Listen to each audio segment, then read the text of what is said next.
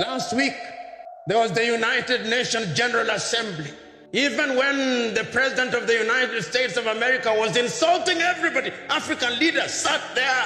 Why is it we only take people from shithole countries? Somalia, places that are a disaster, right? Filthy, dirty, disgusting, ridden with crime. The only thing they're good at is going after ships.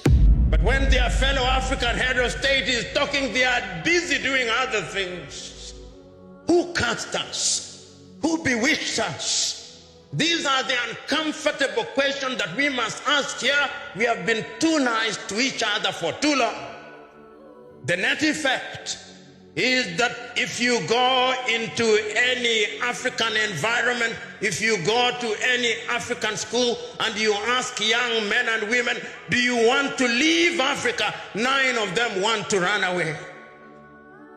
That is why they are dying in the Mediterranean Sea. That is why they are dying off the coast of Senegal. That is why they are being humiliated at embassies. You go to the embassy of any Western country, in any African country, and you'll see the humiliation. They ask you, even your great-great-grandmother, who died long before you are conceived as an idea. Those are the circumstances in which we find ourselves. On average, many of you who are present here, allow me to be morbid, in the next 40 years you'll be upstairs. The question is, what are you leaving for your children and children's children? What is it? These are the questions. These are the uncomfortable questions that we must ask. And these questions must be answered by Nigeria primarily. I've said not once, not twice, but times without number, that the day Nigeria wakes up, that is the day Africa wakes up.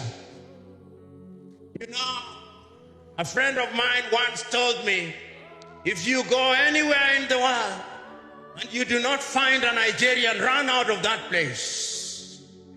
There is nothing there.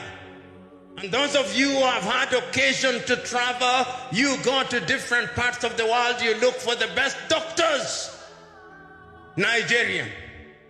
Look for the best engineers, Nigerians. Look for some of the best lawyers, Nigerians. The Nigerians are everywhere doing great things across the continent of Africa. And whenever Nigeria has decided to provide leadership, Africa has changed. You ask the Liberians with Ecomog. When Nigeria stood up, that country was stabilized. When there was mischief in Banjul in the Gambia, and Nigeria stood up,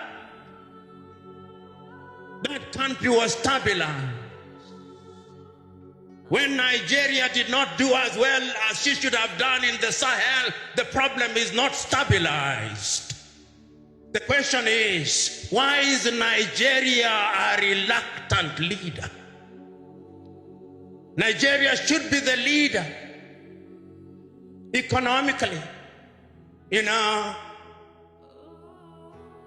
when Nigerians say, and they debate with South Africa and sometimes with Egypt,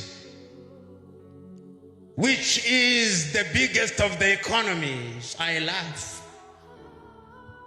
I laugh because the economies that they are talking about using the unreliable GDP, but we must use it, is that Nigeria is 500 billion USD GDP with a population of over 200 million. Singapore, which is smaller than Lagos, with a population of 6 million, has a GDP of 564 billion. So the debate between Nigeria and Egypt and South Africa is a debate between two dwarfs as to which one is the taller of them. Even if one is taller than the other, they are still dwarfs. The day that I will celebrate Nigeria is the day Nigeria tells me we are 2 trillion economy. And Nigeria can achieve it. And Nigeria must achieve it. What does Nigeria not have? Is the oil that is produced in Nigeria different from the oil that is produced in Saudi Arabia?